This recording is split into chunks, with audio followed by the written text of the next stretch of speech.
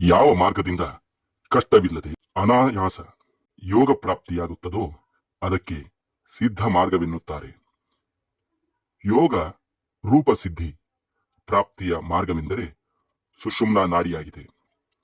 ಇದೇ ನಾಡಿಯಿಂದ ಪ್ರಾಣವು ಪ್ರವೇಶ ಮಾಡಿ ಏರುತ್ತಾ ಬ್ರಹ್ಮರಂಧ್ರದಲ್ಲಿ ಪ್ರವೇಶಿಸಲು ಸಾಧಕನಿಗೆ ಜೀವ ಬ್ರಹ್ಮಗಳ ಐಕ್ಯದ ಜ್ಞಾನ ಮಾಡಿಕೊಡುವ ಯೋಗವು ಲಭಿಸುತ್ತದೆ. ಪ್ರಾರಂಭದಲ್ಲಿ ಗುರುಕೃಪೆಯಿಂದ ಶಕ್ತಿ ಸಂಚಾರವಾಗಿ ಕುಂಡಲಿನಿ ಜಾಗೃತವಾಗುತ್ತದೆ. ಅನ್ನ ಕುದಿಸಲು ಪಾತ್ರೆ, ಅಕ್ಕಿ, ಕಟ್ಟಿಗೆ, ನೀರು ಹಾಗೂ ಅಗ್ನಿ ಇತ್ಯಾದಿಗಳ ಸಂಗ್ರಹ ಮಾಡಬೇಕಾಗುತ್ತದೆ. ಆದರೆ ಈಶ್ವರನ ಕೃಪೆಯಾಯಿತೆಂದರೆ ತಯಾರಿಸಿದ ಅನ್ನವೇ ಸಿಕ್ಕು ಅವನ ಹಸಿವು ಇಂಗುತ್ತದೆ. ಅದೇ ರೀತಿಯಿಂದ ಎಲ್ಲ ಯೋಗಗಳ ಮೂಲ ಸ್ಥಾನವಾದ ಕುಂಡಲಿನಿಯು ಜಾಗೃತವಾಗುವುದಕ್ಕೆ ಸಾಧಕನಿಗೆ ಯೋಗ ಆಸನಗಳಾಗಲಿ, ಮುದ್ರಾ, ಪ್ರಾಣಾಯಾಮಾದಿಗಳಾಗಲಿ ಅಥವಾ ಅಂಥ ಯಾವುದೇ ಅಸ್ವಾಭಾವಿಕವಾದ ರೀತಿಯಿಂದ ಅನುಷ್ಠಾನ ಮಾಡುವ ಅವಶ್ಯಕತೆ ಬೀಳುವುದಿಲ್ಲ. ಕೇವಲ ಸದ್ಗುರು ಕೃಪೆಯಿಂದ ಕುಂಡಲಿನಿ ಶಕ್ತಿಯು ಜಾಗೃತವಾಗಿ ಸ್ವಾಭಾವಿಕ ರೀತಿಯಿಂದ ಯೋಗ ಮಾರ್ಗದ ಲಾಭ ಉಂಟಾಗುತ್ತದೆ. ಶ್ರೀ ಭಗವದ್ಗೀತೆಯಲ್ಲಿ ಹೇಳಿದ ಸಹಜ ಕರ್ಮವೆಂದರೆ ಇದೇ ಆಗಿದೆ. ಸ್ವಾಭಾವಿಕವಾಗಿ ಉಂಟಾಗುವುದರಿಂದ ಅದು ಸುಲಭವೂ ಆಗಿದೆ. ಯೋಗ ಮಾರ್ಗದಲ್ಲಿ ಎರಡು ಪ್ರಕಾರಗಳಿವೆ. ಒಂದು ಸ್ವಾಭಾವಿಕ, ಇನ್ನೊಂದು ಅಸ್ವಾಭಾವಿಕ. ಅಸ್ವಾಭಾವಿಕ ಉಪಾಯವು ಅತ್ಯಂತ ಕಷ್ಟಸಾಧ್ಯ ಹಾಗೂ ವಿಘ್ನಗಳಿಂದ ಕೂಡಿರುತ್ತದೆ. ಅಸ್ವಾಭಾವಿಕವು ಬುನಾದಿಯಲ್ಲಿಯೇ ಸ್ವಾಭಾವಿಕ ವಿರುದ್ಧವಾಗಿದೆ. ಯಾವುದು ಸ್ವಾಭಾವಿಕ ಅರ್ಥಾತ್ ಸ್ವಭಾವತಃ ಆಗಿರುತ್ತದೆಯೋ ಅದು ಅನಾಯಾಸವಾಗಿ ಸಾಧ್ಯ ಹಾಗೂ ಸುಖಕರವೂ ಆಗಿರುತ್ತದೆ. ಅದರಲ್ಲಿ ವಿಘ್ನಗಳು ಸಂಭವಿಸುವುದಿಲ್ಲ. ಮನುಷ್ಯನಲ್ಲಿ ನಿದ್ದೆ, ಹಸಿವು ಮತ್ತು ಮಲಮೂತ್ರ ವಿಸರ್ಜನೆಗಳಿಗಾಗಿ ಸ್ವಾಭಾವಿಕ ವೇಗಗಳಿರುತ್ತವೆ. ನಿದ್ದೆ ಮಾಡಲು, ಊಟ ಮಾಡಲು ಮತ್ತು ಮಲಮೂತ್ರಗಳನ್ನು ಹೊರಹಾಕಿದಾಗ ಅವನಿಗೆ ಮಾನಸಿಕ ಆನಂದ ಉಂಟಾಗುತ್ತದೆ. ನಿದ್ದೆ ಬರದಿದ್ದಾಗ ಛಲದಿಂದ ನಿದ್ದೆ ಹೋಗಲು ಶಾಂತ ನಿದ್ದೆ ಹತ್ತುವುದಿಲ್ಲ. ಅಲ್ಲದೆ ಸ್ವಪ್ನ ದೋಷಗಳುಂಟಾಗಿ ಮಾನಸಿಕ ಕಷ್ಟವಾಗುತ್ತದೆ. ಅದರಿಂದ ಅಜೀರ್ಣದ ದೋಷ ಉಂಟಾಗಿ ಶರೀರವು ಕಷ್ಟಕ್ಕೀಡಾಗುತ್ತದೆ. ಹಸಿವೆ ಇಲ್ಲದಿರುವಾಗ ಊಟ ಮಾಡುವುದರಿಂದ ಅದಕ್ಕೆ ರುಚಿ ಬರುವುದಿಲ್ಲ. ಶೌಚಕ್ಕಾಗದಿರುವಾಗ ಮುದ್ದಾಂ ತಿಣುಕಿ ಮಲತ್ಯಾಗ ಮಾಡಲು ಕಾಲಾಂತರದಲ್ಲಿ ರೋಗಗಳುಂಟಾಗುವ ಸಂಭವವಿರುತ್ತದೆ. ಆದರೆ ವಿಸರ್ಜನೆಯ ಒತ್ತಡ ಬಂದಾಗ ಮಲ ವಿಸರ್ಜನೆ ಮಾಡಿದರೆ ಅದರಿಂದ ಮಾನಸಿಕ ಸುಖ ಉಂಟಾಗುತ್ತದೆ. ಅದೇ ರೀತಿಯಿಂದ ಆಸನ, ಮುದ್ರಾ, ಪ್ರಾಣಾಯಾಮಾದಿಗಳನ್ನು ಮಾಡುವ ಸ್ವಾಭಾವಿಕ ಇಚ್ಛೆಯುಂಟಾದಾಗ ಮಾಡಿದರೆ ಆ ಕ್ರಿಯೆಗಳು ಸುಲಭ ಹಾಗೂ ಶಾಂತಪ್ರದವಾಗುತ್ತದೆ. ಪ್ರಾಣ, ಅಪಾನ ವಾಯುಗಳ ಐಕ್ಯ, ಗುಹ್ಯಸ್ಥ ರಕ್ತವರ್ಣ ಶಕ್ತಿ ಮತ್ತು ತಾಲು ಸ್ಥಿತ ನೆತ್ತಿಯಲ್ಲಿಯ ಶುಕ್ಲವರ್ಣ ಶಕ್ತಿಗಳ ಮಿಲನ, ನಾಭಿಯಲ್ಲಿರುವ ಸೂರ್ಯ ಹಾಗೂ ಮಸ್ತಕದಲ್ಲಿಯ ಚಂದ್ರನ ಸಂಯೋಗ ಮತ್ತು ಜೀವಾತ್ಮ ಪರಮಾತ್ಮರ ಐಕ್ಯ ಭಾವಕ್ಕೆ ಯೋಗವೆನ್ನುವರು. ಇವೇ ಯುಗಲಗಳ ಸಂಯೋಗಕ್ಕೆ ಯೋಗವೆನ್ನುತ್ತಾರೆ. ಪ್ರಾಣವೇ ಭಗವಾನ್ ಮಹೇಶ್ವರನು, ಪ್ರಾಣವೇ ವಿಷ್ಣು, ಪ್ರಾಣವೇ ಬ್ರಹ್ಮ. ಪ್ರಾಣದಿಂದಲೇ ಭೂರ್ಭುವಾದಿ ಲೋಕ ಸಮೂಹಗಳು ಧೃತ ಅಥವಾ ಸ್ಥಿರವಾಗಿದೆ. ಸಂಪೂರ್ಣ ಜಗತ್ತೇ ಪ್ರಾಣಮಯವಾಗಿದೆ. ಅಂತರ್ಮುಖ ಹಾಗೂ ಬಹಿರ್ಮುಖ ಹೀಗೆ ಕುಂಡಲಿನಿ ಶಕ್ತಿಗೆ ಹಾವಿನಂತೆ ಎರಡು ಮುಖಗಳಿರುತ್ತವೆ. ಈ ಕುಂಡಲಿನಿಗೆ ಎರಡು ಮುಖಗಳಿದ್ದು ಅದು 3.5 ಸುತ್ತು ಹಾಕಿಕೊಂಡು ಅದರ ಒಂದು ಮುಖವು ಸುಷುಮ್ನಾ ರಂಧ್ರವನ್ನು ಬ್ರಹ್ಮದ್ವಾರ ಅಥವಾ ಬ್ರಹ್ಮ ವಿವರ ಅಡ್ಡಕಟ್ಟಿ ಸುಷುಪ್ತಾವಸ್ಥೆಯಲ್ಲಿರುತ್ತದೆ. ಎರಡನೆಯ ಮುಖವು ಜಡವಿದ್ದು ಅದು ಭುಜಂಗಿನಿಯಂತಿದೆ. ಶ್ವಾಸ ನಿಶ್ವಾಸ ಇದೇ ಮುಖದಿಂದ ನಡೆಯುತ್ತದೆ. ಜೀವ ಶ್ವಾಸ ನಿಶ್ವಾಸವು ಇದೇ ಆಗಿದೆ. ಈ ಮುಖವು ನಿರಂತರವಾಗಿ ಜಾಗೃತವಾಗಿರುತ್ತದೆ. ಅಂತೆಯೇ ಪ್ರತಿಯೊಂದು ಜೀವಕ್ಕೆ ಹೊರಗಿನ ಜ್ಞಾನ ಹಾಗೂ ಸ್ವಂತದ ಚೈತನ್ಯ ಉತ್ತಮ ಪ್ರಕಾರದಲ್ಲಿರುತ್ತದೆ. ಇದೇ ಕಾರಣಕ್ಕಾಗಿ ಜೀವಕ್ಕೆ ಭಿನ್ನತ್ವದ ಬೋಧೆಯಾಗುತ್ತದೆ ಮತ್ತು ಏಕತ್ವದ ಬೋಧೆಯಾಗುವುದಿಲ್ಲ. ಅಂತರ್ಮುಖವು ಸುಪ್ತ ಅಥವಾ ಬದ್ಧವಾಗಿರುವುದರಿಂದ ಅಂತರ್ಜ್ಞಾನ ಅಂದರೆ ಆತ್ಮಜ್ಞಾನ ಅಥವಾ ಬ್ರಹ್ಮಜ್ಞಾನವಾಗುವುದಿಲ್ಲ. ಯಾವ ಬ್ರಹ್ಮದ್ವಾರದಿಂದ ಪ್ರವೇಶ ಮಾಡಿ ಸಾಧಕನು ಸಹಸ್ರಾರದಲ್ಲಿ ನಿರಾಮಯನಾಗಿ ಬ್ರಹ್ಮಸ್ಥಾನದವರೆಗೆ ಹೋಗಿ ಬ್ರಹ್ಮ ಅಥವಾ ಆತ್ಮ ಸಾಕ್ಷಾತ್ಕಾರವನ್ನು ಮಾಡಿಕೊಳ್ಳುತ್ತಾನೋ ಅದೇ ಬ್ರಹ್ಮದ್ವಾರವನ್ನು ಮುಚ್ಚಿ ಈ ಪರಮೇಶ್ವರಿಯು ಮಲಗಿರುತ್ತಾಳೆ. ಪ್ರಾಣಶಕ್ತಿಯು ಸುಷುಮ್ನ ಮಾರ್ಗದಲ್ಲಿ ಪ್ರವೇಶ ಮಾಡಿದ ಹೊರತು ಮೋಕ್ಷವು ಸಿಗುವ ಸಂಭವವಿಲ್ಲ. ಮೂಲ ಸ್ಥಾನದಲ್ಲಿ ಸರ್ಪದಂತೆ ಕುಂಡಲಾಕೃತಿಯುಳ್ಳ ಒಂದು ನಾಡಿ ಇರುತ್ತದೆ.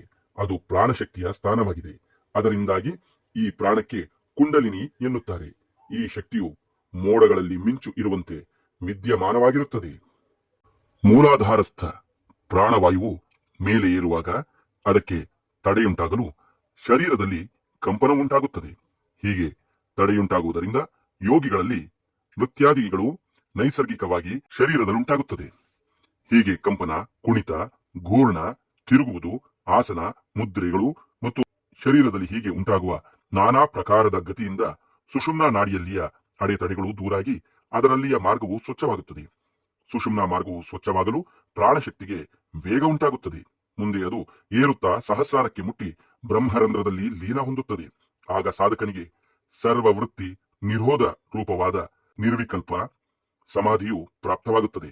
ಪೂರ್ವ ಸುಕೃತ ಸತ್ಕರ್ಮಗಳಿಂದ ಯಾರ ಸುಷುಮ್ನ ನಾಡಿಯು ಮೊದಲೇ ಸ್ವಚ್ಛವಾಗಿರುತ್ತದೆಯೋ ಅಂಥವರಿಗೆ ಶಕ್ತಿ ಜಾಗೃತವಾದ ಕೂಡಲೇ ಸಮಾಧಿ ಪ್ರಾಪ್ತವಾಗುತ್ತದೆ.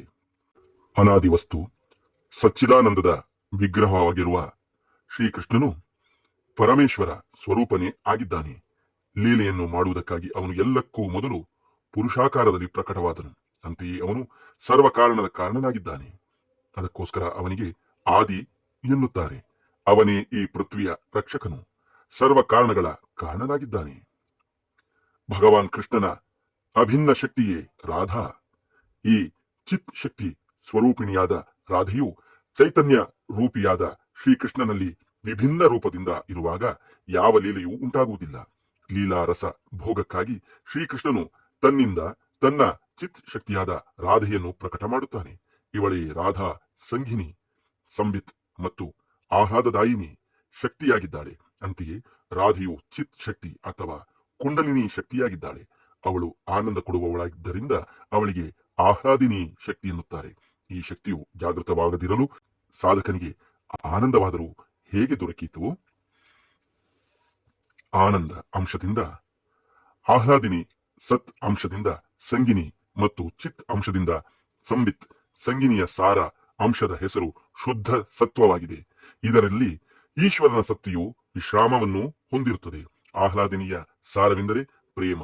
ಪ್ರೇಮದ ಸಾರ ಭಾವ ಅಥವಾ ಭಕ್ತಿಯಾಗಿದೆ. ಭಕ್ತಿಯ ಪರಾಕಾಷ್ಠವೆಂದರೆ ಮಹಾಭಾವ. ಮಹಾಭಾವ ರೂಪಿಯಾದ ಶ್ರೀ ರಾಧೆಗೆ ಠಾಕೂರಾಣಿ ಎಂದು ಸಂಬೋಧಿಸುತ್ತಾರೆ. ಸರ್ವ ಗುಣಗಳ ಖಣಿಯಾದ ಶ್ರೀಕೃಷ್ಣನಿಗೆ ಕಾಂತ ಶಿರೋಮಣಿ ಎಂದಿದ್ದಾರೆ. ಅವನ ಸ್ವರೂಪಕ್ಕೆ ಪ್ರೇಮ ರಸಮಯವೆನ್ನಬಹುದು. ಅವನ ಶಕ್ತಿಯು ಅವನೊಂದಿಗೆ ಏಕರೂಪದಲ್ಲಿರುತ್ತದೆ. ಆರಾಧನೆ ಮಾಡಿದ ಮೇಲೆ ಶ್ರೀಕೃಷ್ಣನು ಇಚ್ಛಾಪೂರ್ತಿಯಾಗಿ ಮಾಡುತ್ತಾನೆ. ರಾಧೆಯು ಪೂರ್ಣ ಶಕ್ತಿಯಾಗಿದ್ದಾಳೆ. ಶ್ರೀಕೃಷ್ಣನು ಪೂರ್ಣ ಶಕ್ತಿ ಮಾನನಾಗಿದ್ದಾನೆ. ಅವರಿಬ್ಬರಲ್ಲಿ ಇನಿತೂ ಭಿನ್ನವಿಲ್ಲ. ಸಹಸ್ರಾರದಿಂದ ಧಾರಾಶಕ್ತಿಯು ನಿಮ್ನಾಭಿಮುಖ ಪ್ರವಾಹಿತವಾಗಿರುತ್ತದೆ. ಅದೇ ಶಕ್ತಿಯನ್ನು ಊರ್ಧ್ವಾವಸ್ಥೆಯಲ್ಲಿ ಅಂದರೆ ಊರ್ಧ್ವಮುಖಿ ಮೇಲಕ್ಕೆ ಊರ್ಧ್ವಮುಖಿಯಾಗಿ ಮಾಡಲು ಧಾರಾಶಕ್ತಿಯು ರಾಧಾರೂಪದಿಂದ ಸಹಸ್ರಾರದಲ್ಲಿ ಪರಮಾತ್ಮ ರೂಪಿಯಾದ ಶ್ರೀಕೃಷ್ಣನಲ್ಲಿ ಮಿಲನ ಹೊಂದಿ ಸಾಧಕನನ್ನು ಪರಮಾನಂದ ಅಧಿಕಾರಿಯನ್ನಾಗಿ ಮಾಡುತ್ತದೆ. ಧಾರಾ ಶಬ್ದದಲ್ಲಿ ತಿರುವು ಮುರುವು ಮಾಡಲು ರಾಧಾ ಆಗುತ್ತದೆ. ಅಂದರೆ ಧಾರ ರಾಧಾ. ನಮ್ಮ ಸರ್ವಶಕ್ತಿಯ ಕೇಂದ್ರ ಸ್ಥಾನವೆಂದರೆ ಸಹಸ್ರಾರವಾಗಿದೆ. ಎಲ್ಲ ಶಕ್ತಿಯು ಅಲ್ಲಿಂದ ಹೊರಟು ಅಧೋಮುಖವಾಗಿ ಸುಷುಮ್ನೆಯ ಕಡೆಗೆ ಪ್ರವಹಿಸುತ್ತದೆ. ಈ ಎಲ್ಲ ಶಕ್ತಿಗಳಲ್ಲಿ ಕುಂಡಲಿನಿ ಶಕ್ತಿಯು ಸರ್ವಶ್ರೇಷ್ಠವಾಗಿದೆ. ಅದಕ್ಕೆ ಮೂಲ ಶಕ್ತಿ ಅಥವಾ ಆದ್ಯ ಶಕ್ತಿ ಎನ್ನುತ್ತಾರೆ. ಅದರ ಸ್ಥಾನಕ್ಕೆ ಮೂಲಾಧಾರವೆನ್ನುತ್ತಾರೆ. ಇದೇ ಶಕ್ತಿಯು ಗುರುಕೃಪೆಯಿಂದ ಊರ್ಧ್ವಮುಖವಾಗಿ ಪ್ರವಾಹಿತವಾಗಿ ನಿಯಮದಂತೆ ಸುಷುಮ್ನ ನಾಡಿಯಲ್ಲಿ ಪ್ರವೇಶ ಮಾಡುತ್ತದೆ ಮತ್ತು ಯಥಾವಕಾಶವಾಗಿ ಸಹಸ್ರಾರದಲ್ಲಿ ಶಿವನಲ್ಲಿ ಐಕ್ಯವಾಗುತ್ತದೆ. ಶಕ್ತಿ ಮತಾನುಸಾರ ಇದು ಶಿವಶಕ್ತಿಯರ ಮಿಲನವಾಗಿದೆ. ವೈಷ್ಣವರು ಇದಕ್ಕೆ ರಾಧಾಕೃಷ್ಣ ಮಿಲನವೆನ್ನುತ್ತಾರೆ. ಮೂಲ ಶಕ್ತಿಯ ಒಂದು ಚಕ್ರದಿಂದ ಮತ್ತೊಂದು ಚಕ್ರದಲ್ಲಿ ಏರುವಾಗ ಮಾರ್ಗದಲ್ಲಿ ಆಯಾ ಸ್ಥಾನಗಳಲ್ಲಿ ಶಕ್ತಿಯು ಈ ಶಕ್ತಿಯೊಂದಿಗೆ ಲೀನವಾಗುತ್ತಾ ಹೋಗುತ್ತದೆ. ಮೂಲಾಧಾರಸ್ಥ ಕುಂಡಲಿನಿಯು ಜಾಗೃತವಾಗಿ ಮೇಲೆ ವಿವರಿಸಿದ 9 ಚಕ್ರಗಳನ್ನು ಭೇದಿಸಿ ಸಹಸ್ರ ಪದ್ಮದಲ್ಲಿ ಪರಶಿವ ಅಥವಾ ಪರಬ್ರಹ್ಮನೊಂದಿಗೆ ಮಿಲನವಾಗಲು ಸರ್ವವೃತ್ತಿ ನಿರೋಧ ರೂಪ ಆಸಂ ಪ್ರಜ್ಞಾತ ಅಥವಾ ನಿರ್ವಿಕಲ್ಪ ಸಮಾಧಿಯುಂಟಾಗುತ್ತದೆ. ಅದೇ ಕಾಲಕ್ಕೆ ಈ ಸಮಾಧಿ ಯೋಗವು ಸಾಧಕನಿಗೆ ಅದ್ವೈತ ಸ್ವರೂಪದಲ್ಲಿ ಸ್ಥಾನವನ್ನುಂಟು ಮಾಡಿಕೊಡುತ್ತದೆ. ಆಗ ನಾನು, ನೀನು, ಅವನು ಈ ಭಾವನೆಗಳು ಉಳಿಯುವುದಿಲ್ಲ. ಇದೇ ಬ್ರಹ್ಮೈವ ಕೇವಲಂ ಮತ್ತು ಆತ್ಯಂತಿಕ ದುಃಖ ನಿವೃತ್ತಿಯ ಮೂಲವೂ ಮತ್ತು ಪರಮಾನಂದ ಪ್ರಾಪ್ತಿಯ ಸ್ಥಾನವೂ ಆಗಿದೆ. ಈ ಶೂನ್ಯ ಸ್ಥಾನದಲ್ಲಿಯ ಕುಂಡಲಿನಿಯ ಶಕ್ತಿ ಹಾಗೂ ಪರಮಶಿವನ ಐಕ್ಯದಿಂದ ಎಲ್ಲಾ ವೃತ್ತಿಗಳ ನಿರೋಧ ಉಂಟಾಗುತ್ತದೆ. ಈ ಸ್ಥಾನಕ್ಕೆ ಶಿವಭಕ್ತರು ಶಿವಸ್ಥಾನವೆಂದು, ವಿಷ್ಣು ಭಕ್ತರು ಪರಮ ಪುರುಷ ಹರಿಸ್ಥಾನವೆಂದು, ದೇವಿ ಭಕ್ತರು ಶಕ್ತಿಯ ಸ್ಥಾನವೆಂದು ಮತ್ತು ಋಷಿ ಮುನಿಗಳು ಪ್ರಕೃತಿ ಪುರುಷರ ನಿರ್ಮಲ ಸ್ಥಾನವೆಂದು ಹೇಳುತ್ತಾರೆ. ಇದೇ ಸ್ಥಾನದಲ್ಲಿ ಅತಿ ಸೂಕ್ಷ್ಮವಾದ ಅಮ ಹೆಸರಿನ ಚಂದ್ರನ ಷೋಡಶ ಕಲೆಯು ವಿದ್ಯಮಾನವಾಗಿದೆ. ಇದು ದೀಪ್ತಿಮತಿಯೂ ಸತತ ಪ್ರಕಾಶ ಕೊಡುವಂಥದ್ದು, ರಕ್ತವರ್ಣಿಯೂ ಹಾಗೂ ಅಧೋಮುಖಿಯೂ ಆಗಿರುತ್ತದೆ. ಕುಂಡಲಿನಿ ಶಕ್ತಿಯು ಸಹಸ್ರಾರದಲ್ಲಿ ಹೋಗಿ ಮುಟ್ಟಿದ ಮಾತ್ರಕ್ಕೆ ಎಲ್ಲಾ ವೃತ್ತಿಗಳ ನಿರೋಧವಾಗುವುದಿಲ್ಲ. ಗುರುಕೃಪೆಯಿಂದ ಕುಂಡಲಿನಿ ಶಕ್ತಿಯು ಜಾಗೃತವಾಗಲು ಅದು ಸುಷುಮ್ನಾ ಮಾರ್ಗದಲ್ಲಿ ಪರಿಷ್ಕೃತ ಮಾಡಲು ನಾನಾ ವಿಧವಾದ ಹಠಕ್ರಿಯೆಗಳನ್ನು ಮಾಡಹಚ್ಚುತ್ತದೆ ಮತ್ತು ಕುಂಡಲಿನಿ ಶಕ್ತಿಯು ಸುಷುಮ್ನಾ ನಾಡಿಯಲ್ಲಿ ಪರಿಷ್ಕೃತವಾದ ಮೇಲೆ ಏನೂ ಅಡ್ಡಿಯಿಲ್ಲದೆ ಸಹಸ್ರಾರದಲ್ಲಿ ಪ್ರವೇಶಿಸುತ್ತದೆ. ಅದರಿಂದ ಆ ಶಕ್ತಿಯು ಸಹಸ್ರಾರದಲ್ಲಿ ಮುಟ್ಟಿದ ನಂತರ ಕೂಡ ನಿರ್ದಿಷ್ಟ ಸ್ಥಾನದವರೆಗೆ ಮಾರ್ಗ ಪರಿಷ್ಕೃತ ಮಾಡಲು ವಿವಿಧ ಪ್ರಕಾರ ಪ್ರಾಣಕ್ರಿಯೆಗಳು ನಡೆಯುತ್ತದೆ. ಪ್ರಾಣದ ಹಲವು ವಿಧದ ಸ್ಪಂದನಗಳುಂಟಾಗುತ್ತದೆ. ಇದರಿಂದ ಮೂರ್ಖನೂ ಜ್ಞಾನಿಯಾಗುತ್ತಾನೆ, ಅಂದರೆ ಶುದ್ಧ ಪ್ರಜ್ಞೆಯ ಉದಯವಾಗುತ್ತದೆ. ಬಳಿಕ ಆ ಪ್ರಜ್ಞೆಯು ಎಲ್ಲರ ಅಂತಸ್ಥವಾಗಿರುವ ಆತ್ಮವಸ್ತುವನ್ನೇ ಪ್ರಕಾಶಿಸುತ್ತದೆ. ಅಂಥ ಅನುಭೂತಿ ಸಂಪನ್ನನ ಎದುರು ಶಾಸ್ತ್ರಗಳು ಕೂಡ ಪರಾಭೂತವಾಗುತ್ತದೆ. ಪ್ರಾಣ ಸ್ಪಂದನೆಯ ಜೊತೆಗೆ ಅತ್ಯಂತ ಗಂಭೀರವಾದ ಓಂಕಾರ ಧ್ವನಿಯು ಕೇಳಿಬರುವ ಅನುಭವ ಉಂಟಾಗುತ್ತದೆ. ಅದರ ಮಾಧುರ್ಯವನ್ನು ಲೇಖನಿ ಅಥವಾ ವಾಣಿಯಿಂದ ಮಾಡಲು ಅಸಾಧ್ಯ. ಹೂವಿನಲ್ಲಿಯ ಮಾಧುರ್ಯದ ಸವಿಯನ್ನು ಶೋಧಿಸುವ ದುಂಬಿಯು ಗುಣಗುಣಿಸುತ್ತದೆ ಹಾಗೂ ಯೋಗ್ಯ ಸ್ಥಾನದಲ್ಲಿ ಸೇವೆಗೆಂದು ಕೂಡುತ್ತಲೇ ನಿಶ್ಶಬ್ದವಾಗುತ್ತದೆ. ಅದರಂತೆ ಮಹಾಪ್ರಾಣ ಸ್ವರೂಪಿಣಿಯಾದ ಕುಂಡಲಿನಿ ಶಕ್ತಿಯು ಮಧುರ ಓಂಕಾರ ಧ್ವನಿಯನ್ನು ತೆಗೆಯುತ್ತಾ ರಸಸ್ವರೂಪವಾದ ಪರಮಶಿವ ಅಥವಾ ಪರಬ್ರಹ್ಮದಲ್ಲಿ ಲೀನವಾಗಿ ನಿಶ್ಶಬ್ದವಾಗುತ್ತದೆ.